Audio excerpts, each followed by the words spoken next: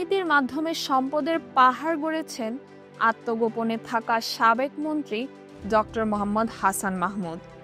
স্ত্রী, কন্যা, পরিবারের অন্যান্য সদস্য সহ নামে বেনামে স্থাবর ও অস্থাবর সম্পদের তথ্য দেখে রীতিমতো চোখ যেন কপালে উঠেছে দুর্নীতি দমন কমিশনের কর্মকর্তাদের।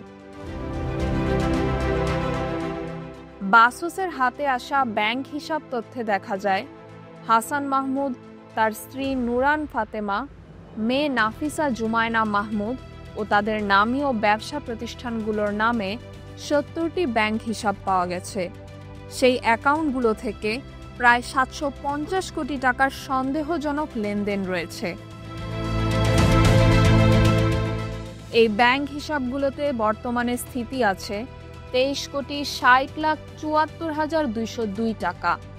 দেশের মেঘনা bank, global Islami bank, AB bank, union bank, first security Islami bank, mutual trust bank, Rupali bank, Pubali bank সহ আরও কয়েকটি ব্যাংকে এই লেনদেন রয়েছে।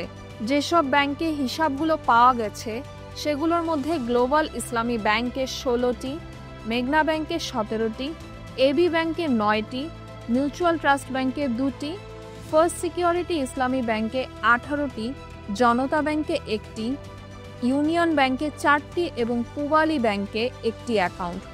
অথচ হাসান মাহমুদ ও তার স্ত্রী নুরান ফাতেমার আয়কর ফাইলের সঙ্গে এসব আয়ের সঙ্গতিপূর্ণ নয়। হিসাব কষে দেখা যায়, আয়কর ফাইলের তথ্যের চেয়ে বর্তমানে খুঁজে পাওয়া সম্পদ অর্জনের হার প্রায় ৪,৫০০ গুণ বেশি।